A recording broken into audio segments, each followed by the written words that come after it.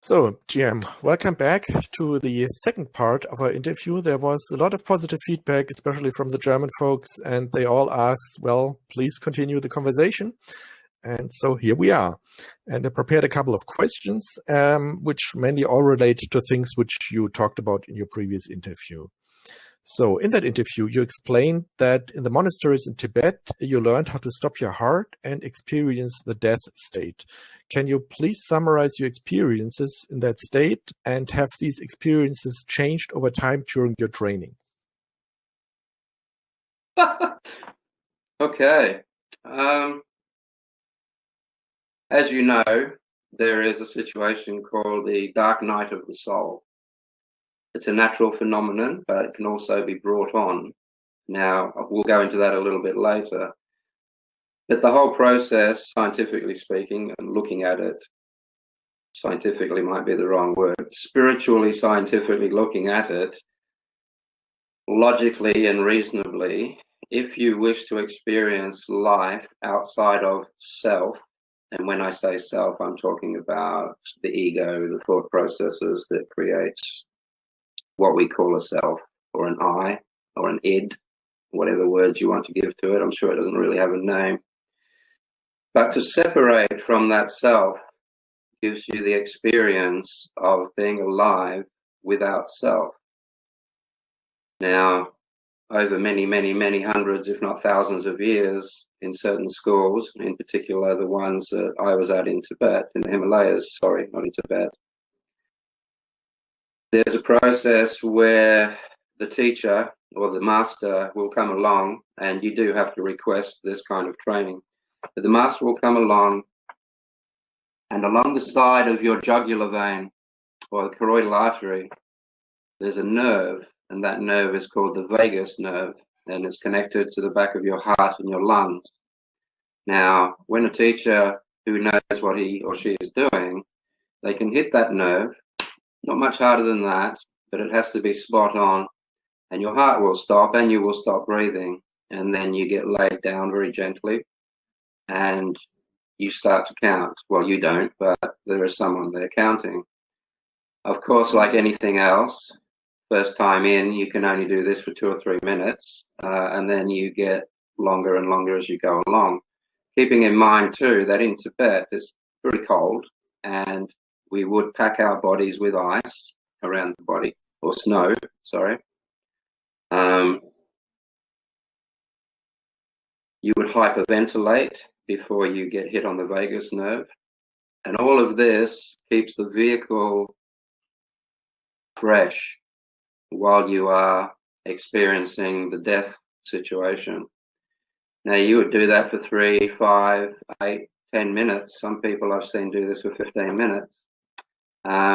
And the moment the body starts to go blue around the lips and a few other little signs, the teacher will sit your body up and kickstart you. And then as soon as you come out of that, which is seconds, you come out of it, you're back in the room. You record your observations if you can. It's very, very difficult. The reason it's very difficult is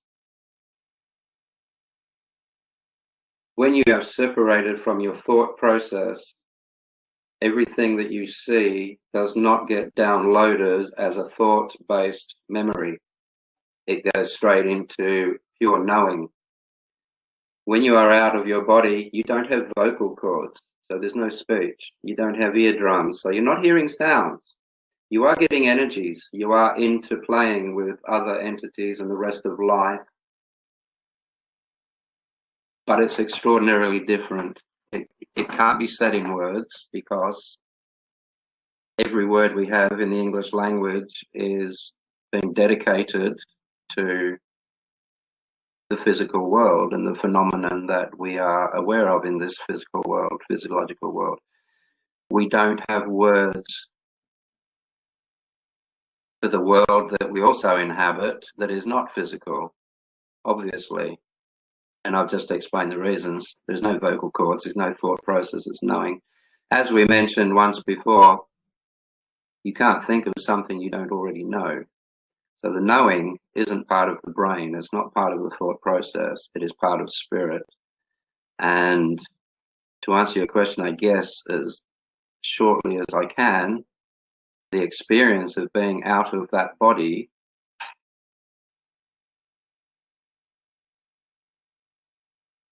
is pure energy, and it is pure life, and it is pure knowing.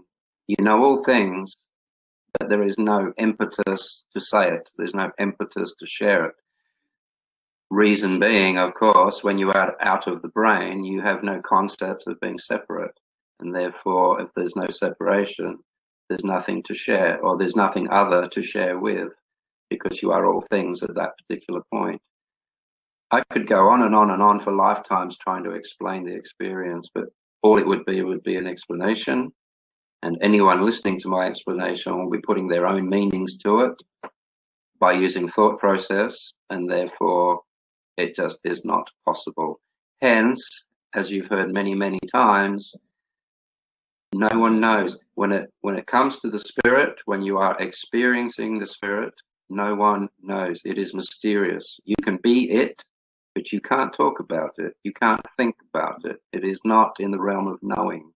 It is in a much higher realm. Knowing is a very, very low process of engaging life.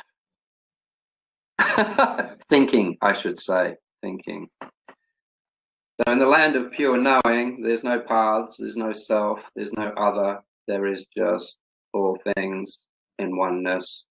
And even those words aren't going to encapsulate it. The only truth you could ever know is your experiences. I wouldn't recommend people start going out there smacking themselves on the vagus nerve. There are martial art moves that rely on that. There's it's what's called a dim mac point, which is a pressure point, but it's a very deadly pressure point. A lot of people learn how to do it, but none of these people learn how to recuperate the person they've just done it to. So there are a handful of people in jail for playing with this, so don't do that. It's very dangerous, and you would only do it after at least 3, 4, maybe 5 years of very deep meditation and quite a few realizations to reality. I guess it was the first form of flatlining. Yeah, controlled flatlining. It works for all the obvious reasons. There's no belief necessary. I keep seeing my reflection in my glasses, so I'm just going to keep moving around here until, there we go. Okay. Did I answer your question, Oliver? Yeah, you did. Thank you very much. The next question I have, and we'll have to see if you already answered that, or because I thought there would be another answer to that second question. So let's see. So we've been exchanging emails regarding my idea that humanity is headed for a collective dark night of the soul experience. You mentioned in these emails that you have some knowledge about how the dark night of the soul was used as a transformation tool in the monasteries. Now, my understanding was that that might have been something different than actually putting people in the death state, but more maybe into like a trauma state. And my interest would be, can you tell us a little more about that knowledge that you have and explain it a little further? Absolutely. What a great question. It is different in that, in the first process, it's literally a physiological death. You're depending on your definition of being dead.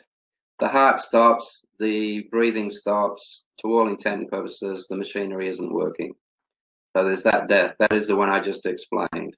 That basically just gives you 10 to 15 minutes liberty to experience, not believe, experience being out of your body. Or just being dead. Get used to being dead. It's really worth getting used to, believe me. The dark night of the soul, that's a psychological death. That's different. That's the death of the self. And it happens a lot. And it can be very dangerous. However, if you know what to do with it, it can be extremely helpful as well. Like many things, if you abuse too many things, then they become fatal. Where shall I start with this? Okay. There's a certain condition in the world, psychological illness. In the old days, it was called multiple personality syndrome, where you have different personalities will take over a person throughout a day. There could be anything up to 32 different personalities will take over a human being. It could also go into schizophrenia. Now, what's happening is, usually with these cases, a child or a young person will have such traumatic experiences in their youth. If they have such traumatic experiences in their youth, the brain has the ability to section off a part of the brain, a part of the mind, and develop a whole other personality that can deal with the situation at hand. Now, if this child's being abused, they will conjure up a protector, and they will have this other personality that will come up in times of need and protect the weaker side of the mind. Now, if this other personality that this child has created in order to do that becomes the dominant factor, this child will now disappear behind the new personality, the new identity. Now, and that's just having one. A lot of people will have 2, 3, or 4. In situations where someone closer to being an adult, as opposed to a young person, a teenager, has extraordinary traumatic experiences, including severe fear. In particular, people who are on death row in jails. When they reach the dark night of the soul, when things get so bad that they just do not want to be, when life is so bad they don't want to live anymore, but they are too scared to die. It's a conundrum in a lot of people's lives. What do you do when you're sick of living but scared of dying? You're caught in a conundrum. There's only one way out of that, and that is to just cast yourself out of the whole situation. That's the dark night of the soul. Now, unfortunately, I'll back up a little bit. When that happens, when we eject ourselves from the self that we believe we are, because that self is experiencing such turmoil and such fear and such confusion in life, when we separate from that, if there is nothing to fill that void, you're in big trouble, because if you haven't got something in place to fill that void, the next person that comes along with a viable belief system will fill that void for you, and that is the end of you, because that's going to be someone else's ridiculous religion or someone else's ridiculous idea of what life is all about. And it's these ridiculous ideas, these beliefs, as opposed to experiences, that creates the dark night of the soul in the first place, because people are trying to grasp reality and the meaning of life by using belief systems. That's ridiculous. That's they're complete opposites. It can't be done. So when you go to a monastery, this phenomenon has been seen, throughout all of the wars that we've had over thousands of years. People come back from war, they see all these atrocities, and they have a dark night of the soul situation, and everyone observes it and watches it. It's had many names: post-traumatic stress disorder, shell shock, I think in the First World War it was called. It destroys our minds, it really does, for many reasons. A lot of it has to do with our education. So getting back to your question in the monasteries, this is a real situation. It happens a lot. When it's not controlled correctly, the person experiencing it will become extraordinarily mentally ill.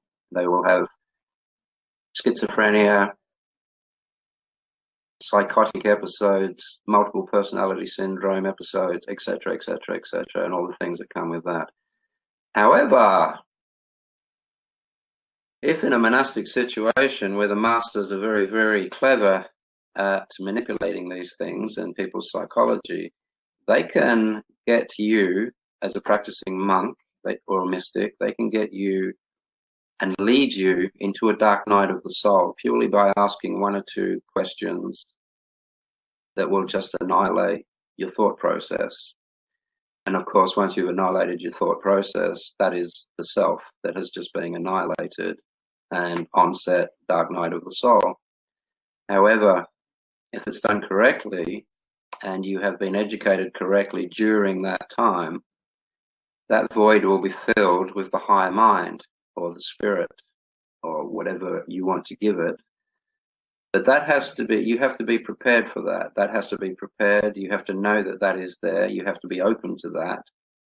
You have to have the knowledge and the experience that that higher mind exists. Otherwise, you're just opening yourself up to an invisible friend. And I think that's what's called religion. This sounds a little bit higgledy-piggledy, I'm sorry, but it's a difficult subject. So to clarify, I'll try and clarify this in one quick sweep. You go into a monastery, and if you ask the right questions, your masters will start a process inside your head which is going to virally eat away at your thought process. Koans will do this. A koan is, look into koans, K-O-A-N. There's about 1,700 of them in the world. Very easy to get hold of. And they start that process. Anyway, so the master will set about destroying the internal psychology of the student. During that time, the student is having out-of-body experiences through practice, having real death experiences through practice, opening the third eye, and have all of this understanding, full well knowing that there is this higher self just waiting to get back into the body and spiritually guide itself through life again, unhindered by the lower mind and all of the ridiculous stuff that comes with that lower mind.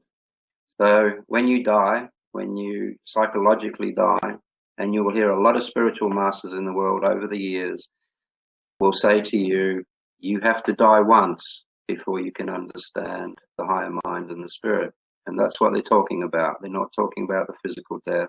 They're talking about the death of the self. So the death of the self is created. The higher mind is there, prepared. You know that the higher mind is reality. You've experienced it quite a few times by this stage. You go through the dark night of the soul. The self dies. At this point, most spiritual people will run back. In the Buddhist realms, it's called approaching the void. And it's called the void because everything outside of the head, the human head, doesn't have a name, doesn't have a meaning. It's just there. It's alive. And it's absolutely magnificently, wonderfully mysterious. But it is there. Outside of our head, like I said, it is void of all these things. And therefore we call it the void. It doesn't mean it's not there. It just means thinking about it is irrelevant. So if you don't run from the void, if you keep going after the death of the soul or the dark night of the soul, if you take the next step and you don't run away, you don't back off, you don't start clinging to all of the things you've just spent years and years detaching from, then the higher mind will fill that space and you will experience enlightenment, and that's the end of that journey for you. And it's all happy, happy, joy, joy after that. If the school that you're in or the practice that you are going through doesn't have already set up this higher spiritual mind to take over and fill that void when the self has died, you are in big trouble, as I said. I think I'm just going over the same thing now. Did that answer your question? Yeah, definitely did. It helped a lot. Well, my next question. Well, you are laughing.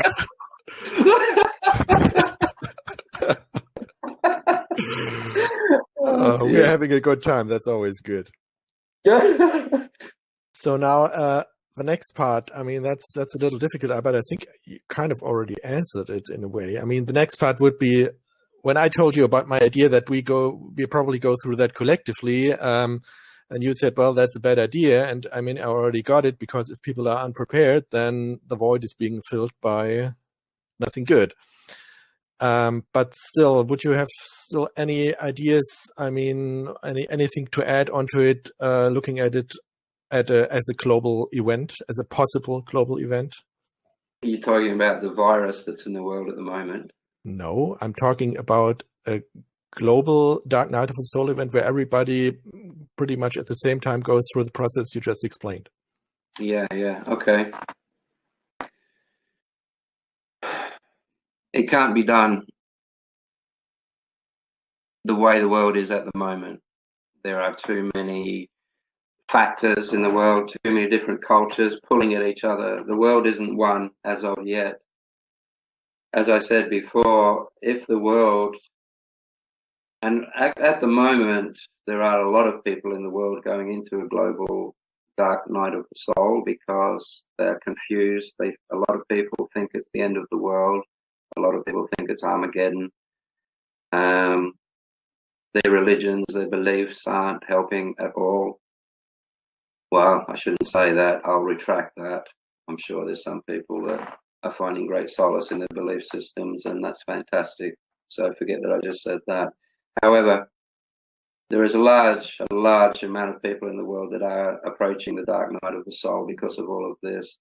And believe me, we get I personally am getting over 500 emails a night on people who are asking for what to do about this end of the world. And it's just not the case. It's not what's happening. People are grasping. People are asking me for answers. People are asking their religions for answers. People are asking their governments for answers. And the people that are running these religions, the people that are running these governments are exactly the same as anyone else. They don't know everything. They are in fear. This is the first time this has happened in most of this generation. You know, we only get one of these once or twice every century. So we don't get a lot of time to experiment and learn about it. So I guess to answer your question, which you already answered, is that in this time in the world when many people are approaching the dark night of the soul on their own, be careful what you fill the void with. There are governments. I've got to be very careful how I answer this. There are many bodies out there that are prepared to fill that void, including governments and religions and cults and a whole bunch of other people that are going to promise us answers, and there aren't any. This is life. Life is difficult. That's what evolution is about. Get used to it. Grow some balls. You'll be fine. The world's not ending. The world won't end. We might, but that's not the end of life. That's not the end of the world. And as I've said many times in other talks, if you identify with this tiny little bunch of meat, this body that we inhabit, if you identify with that as being you, then you are going to think that it is the end of life and the end of the world. Once you understand that you are not just this body, you are not just human, you are life, and you saturate the cosmos. Once you identify with that part of being alive, that part of life, it doesn't matter what happens. Life can't stop. This particular form might, but life does not stop. There's no crisis. All of this clinging and all the rest of it, it's sad, and I do have compassion for these people, but it shouldn't be necessary. There is going to be grief, of course, but there's grief all the time in this world. In the and I'm not being cold here, but just in the last 10 minutes that you and I have been speaking, how many thousands and thousands of people have died of other causes? How many people have been born in that same amount of time? How many of those people that have just been born in that same amount of time carry the spirit of some of the people that just died? You see, many questions. It's not just, oh, poor us, poor us. There's a lot of stuff going on. The fact that everyone is at home at the moment, and they've been home for quite some time, is actually showing up on satellites. The amount of pollution that we're not producing at the moment is incredible. the world is getting back to the way it was, let's hope, say, pre-industrial revolution. Now, what I'm getting at here, Oliver, is that means that the atmosphere is going to change. The atmosphere that was causing global warming has just changed because we're not pumping all of that trillions of tons of stuff into the air at the moment, which means we're changing the atmosphere, which means temperatures are going to change. Again, we don't know what's going to happen because of all of this. This is a global reset. What we do after this global reset is imperative towards the future of our species, not the future of this planet. I don't have any problem. There's no issues with this planet. This planet can shake us off whenever it wants to. It's not an issue at all. It's not going to shake life off. It'll just be us. And I'm not being negative. I'm actually being positive if you look at it the right way. I think I answered that. What have we got here? Half an hour, Oliver? Yeah, we are at half an hour and we have 2 more questions left, so we are good on time. Okay. So did that get answered? Definitely. Perfectly. Cool. Thank you. Okay, so when we were discussing subjects for today's interview, you suggested a lesson on a powerful meditation, how to relieve fear, depression, and anxiety instantly. So bring it on. Bring it on. Alrighty. You want to do this? Should I explain for 5 minutes what meditation is, the science of it, or do you just want to go straight to an exercise? Yeah, do that. All right, easy peasy. This is the best explanation I can give to anyone who doesn't understand meditation. So for those of you who are very good at meditation and have this understanding, bear with me for a few moments, please. Imagine the room that you are sitting in right now represents the inside of your skull. And imagine that that room is full of confetti, little bits of paper, millions and millions and millions of pieces of confetti. Now that confetti represents your thoughts, let us say, hypothetically. And on each piece of confetti has a phone number, your language, the color of your house, your name, everything that you think you know is on this confetti. Every piece of confetti represents a thought. Now, when you go in there and you live in this room and you're moving around and you get emotional and you start flying everywhere, and as you live longer each day, you are adding buckets and buckets of more confetti as you plod along through life, collecting and hoarding information and data. That's what we do. So now you've got a room full of confetti. You're running around in there, getting excited, getting fearful, and all the rest of it. So confetti is flying everywhere. Now you can't see the walls, you can't see the windows, you can't see the furniture. So now you feel alone because you can't see anyone. No one can see you. You can't see outside, you can't see where the furniture is. So now you're confused. You've forgotten which direction the door is in. So you're more confused. You're starting to fall over furniture that you forgot was there. So now you're stumbling and fumbling. Not a nice condition to be in. And this is what most people get to in their heads. Just full of stuff moving around. And we expect, because we've been told and taught to revere the intellect and our thought process as our next God, we just sit there and believe our confetti, basically.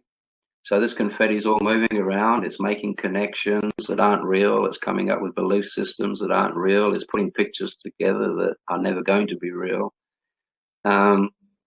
So now you have a situation where you're in a room completely surrounded in thoughts or confetti.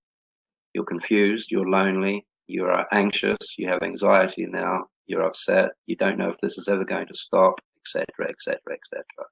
So what you do, you feel your way around a little bit. This is called learning a process.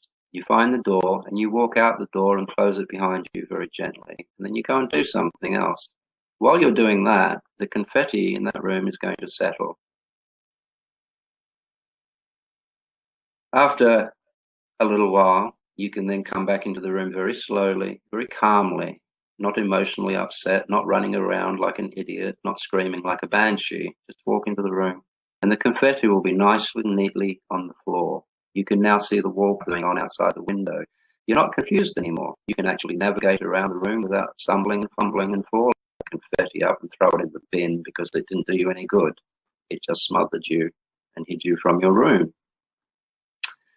Now take that little story and put it aside for 1 second, please. Keep in mind that in that confetti is your fears and all the rest of it, all the things that make us ill. Now, give me a sec. I'm looking for tools.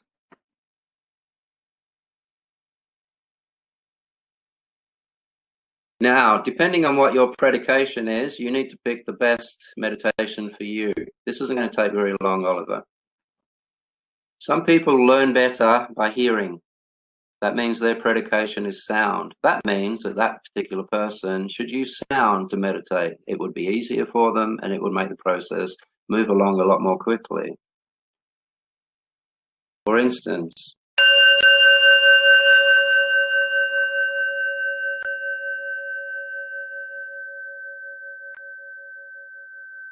I don't know how long you can hear that for, and I'll do it again because I forgot to mention something. With all your mind, just focused on this sound until it disappears. With your whole mind, full concentration. I'll hear it a lot longer than you because you're in Germany. So here we go.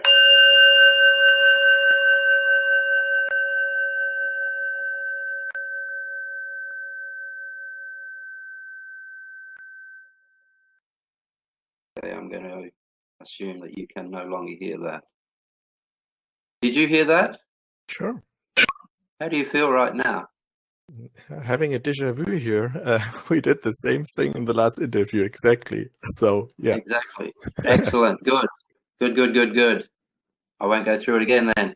This is my point though. Don't give the credit to the bulb. What happened was you left that room full of confetti and you went into your ear for a little while. While you're in your ear listening to that sound, the confetti settles and your mind becomes still again. That's it. Once you know that, you can do anything for meditation. You can get your beads and just be in your thumb. While you are focused on each bead and you're in your thumb, your mind is settling. It's that simple. Now, and it's instant, it's immediate. The repercussions are instant and immediate. And you can start healing instantly. And you don't just have to do this 10 minutes a day, although that helps. You can do this all day long. Real meditation means you will never actually go and sit down cross-legged to meditate. Real meditation is you watch yourself wake up in the morning, you watch yourself have breakfast, you watch yourself go through its ablutions, you watch yourself go through the day, and you watch what yourself is thinking about that day as it's going through it. You watch yourself go to bed at night and watch yourself fall asleep. That's meditation. If you go one side half an hour each day and do that, that's kind of meditation, but it's more of a hobby. It will help your life, it will settle your mind, and it will certainly make you happier and healthier. But you can go a lot further, you can go a lot deeper with it. Like I said, once you understand why it works and how it works, you can make up your own meditations. You can use dishwashing as a meditation. You can use watching your feet as you walk along through the day as your meditation. You can watch your breathing as your meditation. And this brings me back to the most powerful meditation that I was going to show you. This is it. You don't need tools. You don't need anything. All you need to do, and you don't need to close your eyes, but it does help. So here we go. Just settle down in your chair or on your couch or wherever you're about to do this. Take a nice, easy, deep breath into your stomach or as low as you can go without pressing. And as you breathe out, let your whole body just relax all the way down, all the way deep and relax. And now, just watch the air as it comes in through your nose. Observe the air on the outside of your nostril as it comes in very cool As you breathe out, you feel that same air that is now warm. So as you breathe in, be totally aware of the cool air coming into your nose. Follow the air down, and then follow the air out as you breathe out, and feel the warm air once again on the outside of your nostrils. So you're just focusing on your nose, in particular, the rim of your nostrils. Don't control your breathing. Just watch it. Breathe in, down. You can do this for as long as you want, as long as you like. What's happening now is you are relaxing. You have left the room full of confetti and you are watching your breath. The mind is settling.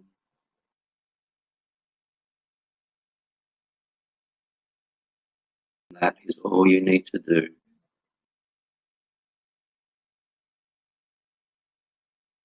Wonderful. How do you feel now, Oliver? I've lost your sound.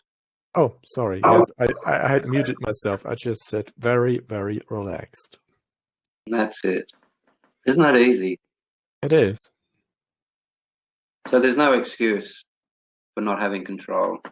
This is all you have to do. That was it. That was quick and easy. Very easy. It's very easy. And all you need to do, like I said, once you know why it works, you make your own meditations up. Good. Then let's let's jump to the last question, and it's going to be hopefully a fun one. So at the end of our last interview, you hinted towards the existence of extraterrestrial intelligence. Can you share a bit more about what you know on that topic? Ooh. Extraterrestrials, intelligence. Okay, that's a good one. Extraterrestrials, let's start again. I'll give it another name. Life not of this world, life out there in space, in other worlds, etc., etc. To anyone with more than 2 brain cells, it's obvious that life saturates the cosmos. The sheer numbers, if nothing else, the sheer mathematics of planets and stars and galaxies out there makes it inevitable that there is other life out there. I'm not going to go into trying to convince people. If you can't see and accept and get your head around the fact that the cosmos is strewn with life, you got a problem. But anyway, that's not what the question was. The cosmos is riddled in life. There is a scientist, I've forgotten his name, but there is a scientist out there at the moment. His only job is to walk around the Antarctic plains and find meteorites that have hit the ice, and because you can see them. So he picks them up and he collects them. He's had hundreds and hundreds of thousands that he's found over the years. However, last heard, he's collected over 28,000 that actually have biological DNA in them. Now, these things have come from all over the galaxy, other galaxies actually as well. Some of them are bipodal DNA, some aren't. I'm not a geneticist myself. Well, I am, but not in this body. You would have to look into the rest of it. My point is this: panspermia is a very real thing. Life is constantly being strewn through the cosmos. There are galaxies out there that are 1 billion years older than ours, and there's galaxies out there that are 1 billion years younger than ours. Now, if you look how far we've come in 200 years, horses and carts and all the rest of it, less, 100 years. Look how far we've come in 100 years. Look at the planes we had 100 years ago. Did we have aeroplanes 100 years ago? I don't think we did. Did we? You're the engineer. So 100 years ago, we didn't have planes. We're walking everywhere. Now we are actually training people to live on Mars because we're already up there. We've got things on every planet in our solar system. You know, we've got little rovers and little probes, and they don't last long on some planets, but nonetheless, we've got them there with them. So that's how far we've come in 100 years. From rags and horses and carts to walking on other planets, spaceships, gosh, all the rest of it. So what are we going to be like in 1 billion years? What are we going to be like in 1,000 years from now? 500 years from now, we'll have colonized Mars, etc., etc. So to civilizations out there that are 1 billion years in front of us, goodness me, what life forms are they? What do they know? And when it comes to knowing, we have to understand that as humans, we have this ridiculous reasoning of trying to imagine another creature or another form of life based on us. You know, all the aliens that Hollywood puts together is pretty much based on us.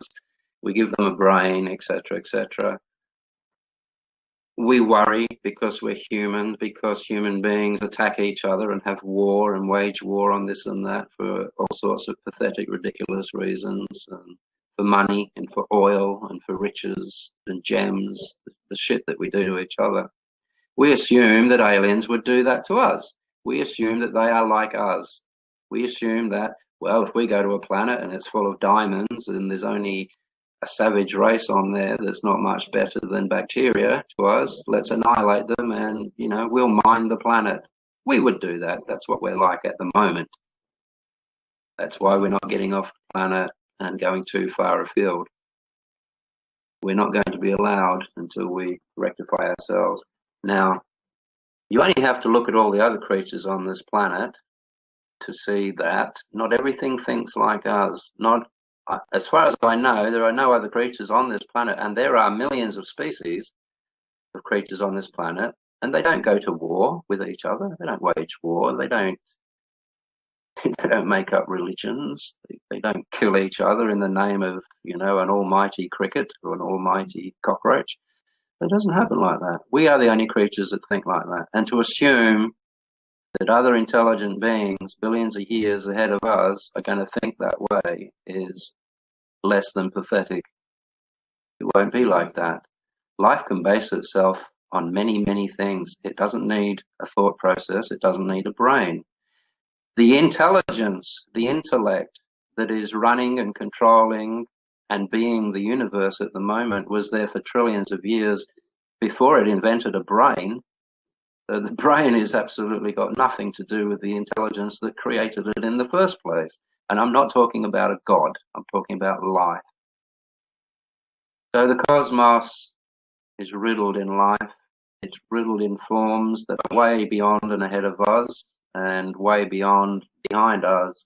I wouldn't even say we're in the middle. I wouldn't have a clue where we are.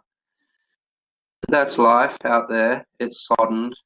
Life arrives on this planet all the time in comets and meteors and all the rest of it. I think we've gone through how that happens. Look into panspermia. It's a very real thing. So it's inevitable. They are there. They have probably been here. There is much evidence that we are descended from other areas of life. I'm trying to be very careful. Yeah, it's that simple. I can elaborate, or did I answer that question? Yeah, you did, but you threw in another curveball and then just moved on. So, what was that? You are a geneticist, but not in this body. Please elaborate.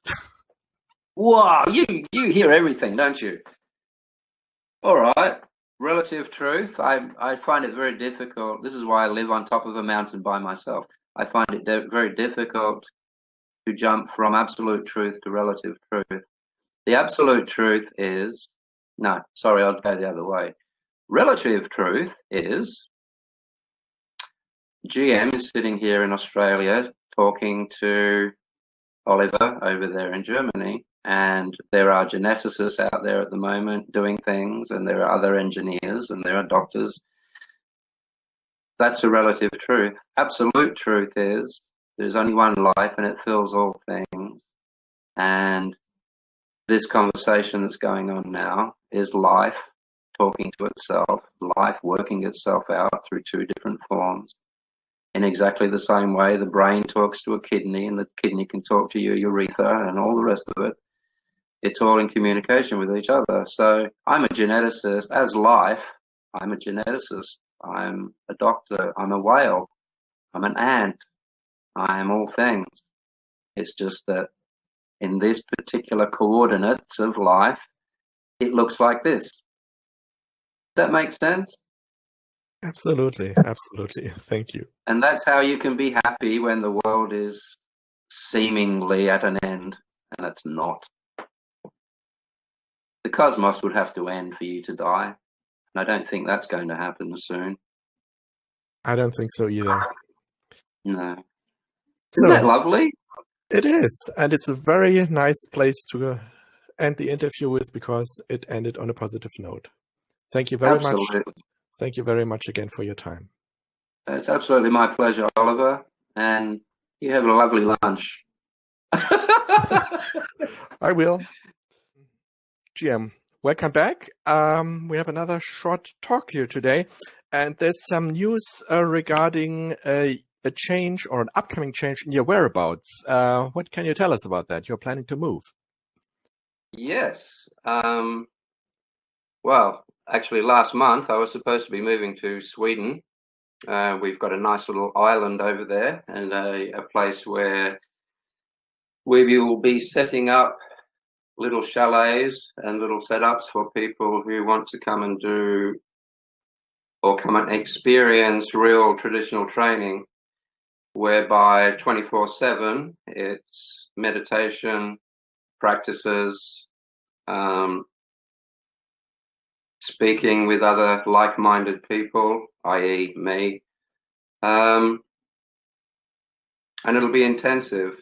And on the whole island there, well, sorry, in the whole area where you will be with me, you probably won't see more than one or two other people.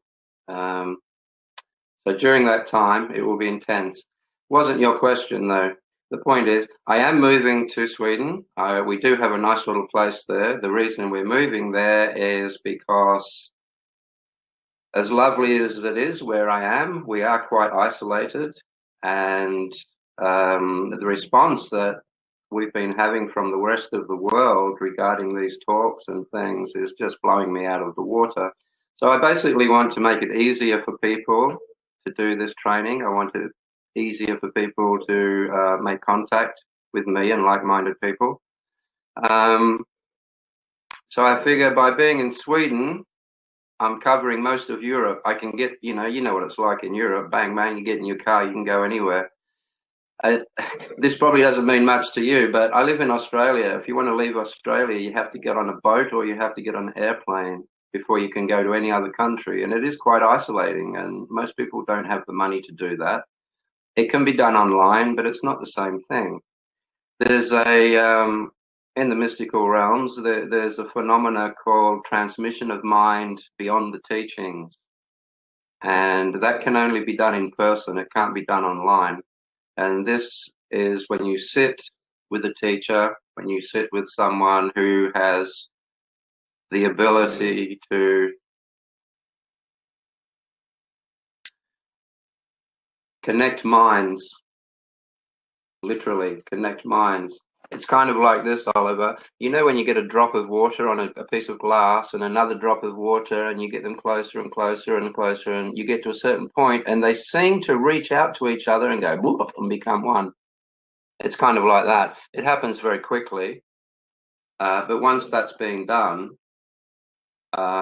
everything that the mystical teacher knows is immediately transmitted.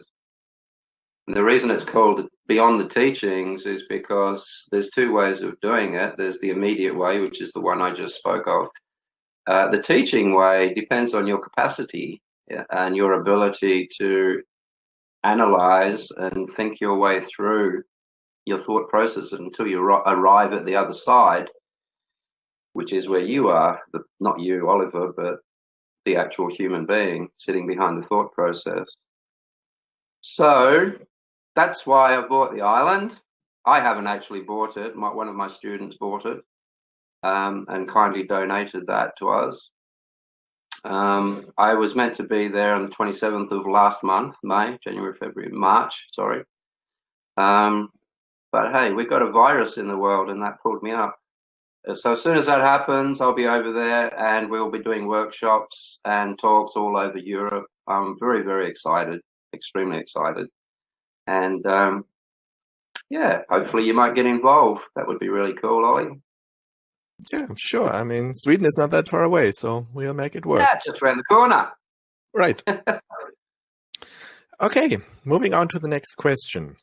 In our previous interview, you were referring to authorities, which makes sure that humanity first overcomes its insane traits before we'll be allowed to really get off planet on a larger scale. What are these authorities you were referring to? Oh, okay. When you study nature, and this is getting into the realm of as above, as below. Nature has mechanisms. Nature has mechanisms that stop certain species going breeding with other species. There is mechanisms that stop. Sorry about that. A dog just tried to break into my room there. There are mechanisms in nature that keeps your urine from mixing with your blood. There are mechanisms in nature that just keep certain things apart that shouldn't be together. There are chemicals that when they touch, bang, they have a very volatile situation. So they shouldn't be brought together. And in nature's infinite wisdom, chemicals on one side of the earth never get to see chemicals on this side of the earth, because if they come together, they'll explode, etc., etc. Nature has mechanisms to keep things in place so that life doesn't get too far out of order and it doesn't all turn to shit, for want of a better word. Now, you think about it. I'll use the same analogy that we used just before. In Germany, you would not want ISIS, and Australia and any other country, civilized country, you don't want ISIS to come and move in and set up camp in your country. Not because you don't like the people, not because you are racist, but because of what they do. It wouldn't be good for everyone or anyone. If they were to become civilized, loving, open-minded people like the rest of the civilized world, you wouldn't have a problem having them in your country, and neither would Australia. But that's not the case. That's nature, you know. That's nature gave us that discernment. So that's nature keeping these things apart. Nature gave us the ability to hold these forces back. Nature gave us the ability to not just sit there and be overruled and killed by anything that comes along. It's given us that willpower and that protective ability and that survival ability. So nature is running the whole thing. We're not separate from nature. We are nature. And on that note, whether these authorities are alien, it doesn't matter what you want to call them, nature has things in place.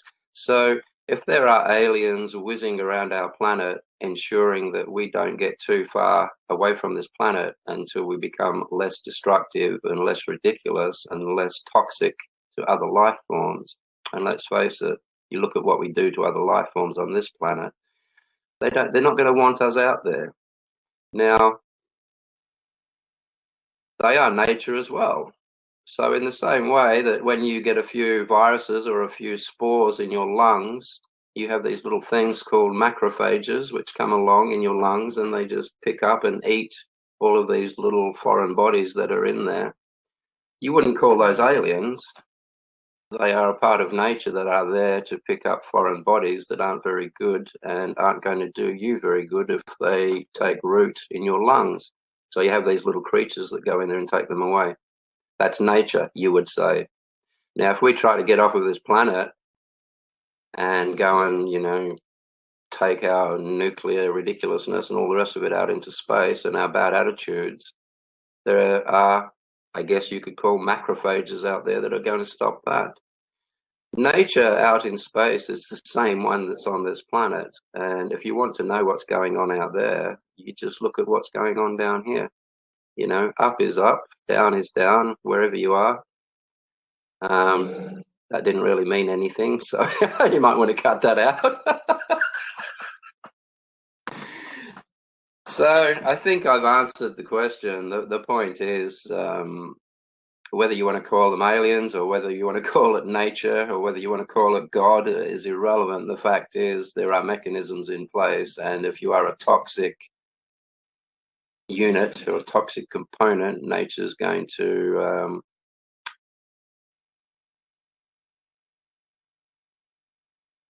not let you advance too far. Let's put it that way, until you become less toxic. It would take me weeks and weeks and weeks to talk about it, but you've only got to go out there and look out your window with a cup of coffee for half an hour and you'll see how nature works. And from that, it will tell you why and how we're not getting off the planet as quickly as we could. We all know we could have been out there in the 80s. We were out there in the 60s. Gosh, how long ago was that? You know, so it's not that we are technologically not advanced enough. There is something holding us back. There is something stopping us, and it seems to be fear. But what are we fearing? You know, the only way I could go anywhere else from this conversation would be we would have to start talking about NASA and all of these theories about what they saw on the moon when they were there and all of that kind of stuff. But that's all conjecture. I don't know what I just said, but there we go. Okay, thank you for the answer. So, next question. Certain teachings about spiritual development state that if you're serious in your pursuit, you should be abstinent from sexual activity. I would like to know if spiritual development and sexual activity are really mutually exclusive. What did you learn about that in the monasteries, and how do you think about it today? Okay, that's totally wrong. That's not the case at all. Sexuality has nothing to do with spirituality. I probably said that wrong, but it certainly doesn't hinder it or help it. Either way, it's a physiological phenomenon. It's part of sexuality is how nature, biological nature, progresses and renews itself and maintains itself.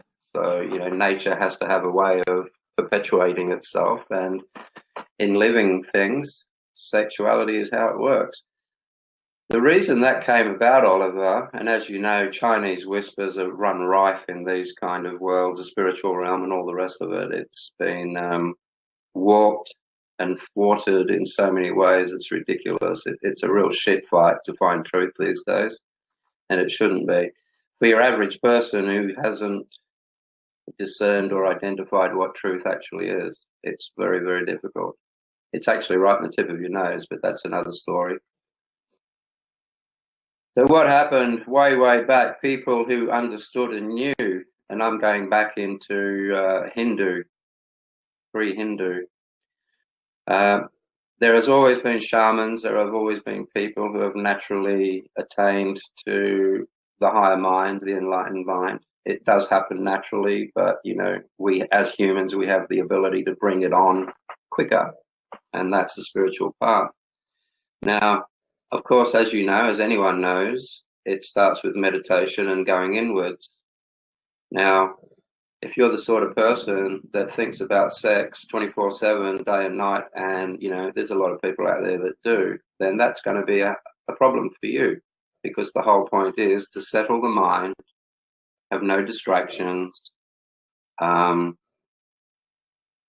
nothing that you are going to become addicted to, etc., etc. So cigarettes, sex, whatever it is that has hold of you, whatever your weakness is, can become a problem in meditation. And what I mean, very simple example is you might be sitting there meditating and suddenly a little waft of a woman's perfume might waft past your nose. And if you are a sexual predator, well, perhaps not that bad, but if sex is a weakness for you, immediately your brain's going to start coming up with responses. It's going to start looking at beautiful women. You're going to start getting horny, and all of a sudden your meditation's just been buggered. So for someone who's serious about enlightenment, that's a problem for them.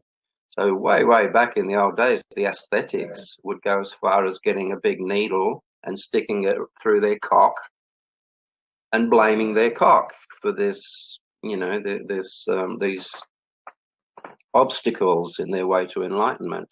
If you were the sort of person that just couldn't stop chattering, blah, blah, blah, talking all the time, and it does nothing but get you into trouble. And in meditation, you just want to say things. So once again, the aesthetics would get a needle and they'd start sticking it through their tongue. I'm sure you've seen these ones. Some of them, they'll have their tongue hanging out with a big rock tied to it. Now they can't talk. So they're blaming their tongue for being an obstacle in their meditation. That's where the Chinese whispers turned the whole thing into sexuality will work against you in your spiritual realms and your spiritual practices, and it's just not true. Not true at all. It's got nothing to do with anything. I don't think I can go anywhere with that. That's it. Did I answer that properly? Yeah, sure, you did, definitely. Oh, I'll have to play this back because I don't know what I said. Okay. And I have one more question which came from a comment to our previous video, and that is, does yoga help our body to develop the higher mind? Absolutely. Absolutely. I'm probably not telling you much here, but yoga means union of mind and body, or union of sticking two pieces of wood together. It means union. Now, any practice, spiritual practice designed to unite mind with body will be designed to keep you in the moment and focused on something that is here and now, so that your mind doesn't keep wandering off into thought process of the past and imaginations of the future and all the rest of it. You need to be here right now with reality. Now, yogis, they have their own philosophy and everything else, but on a physiological level, what you're doing is, let's say you're sitting on the ground and you're doing a stretch. You are pulling your head into your knees. Your hamstrings in the beginning gonna hurt. So that pain will keep you in the here and now in the beginning, of course, but very quickly, as you become more and more flexible with your stretches, you start to focus on alignment, aligning your body, aligning the way you stretch. You don't want to be stretching a tendon askew if you need to stretch a tendon deadly straight. So more focus, keep it straight, keep it aligned. Don't back off from the pain if there is pain. If there isn't any pain, can you push it further? This is all experimentation with what you're doing now. So that's the higher mind that is here and now. That's the higher mind. The lower mind is constantly thinking, goes off into the past. What happened this morning, what someone said last night, what you have to do tomorrow, which is the future. That's an assumption. You might not even see the tomorrow. So that's the lower mind. It takes you away from the now. So yoga, kung fu, well, any martial art really, or any physical exercise that keeps you right here, right now, is a wonderful tool. It's great meditation. So yes, yoga is brilliant. But there's more to yoga. I'm not belittling it as just being a stretch routine, because it's not. There's quite a deep philosophy behind it as well. Certainly too much of it to talk about in something like what we're doing today. So yeah.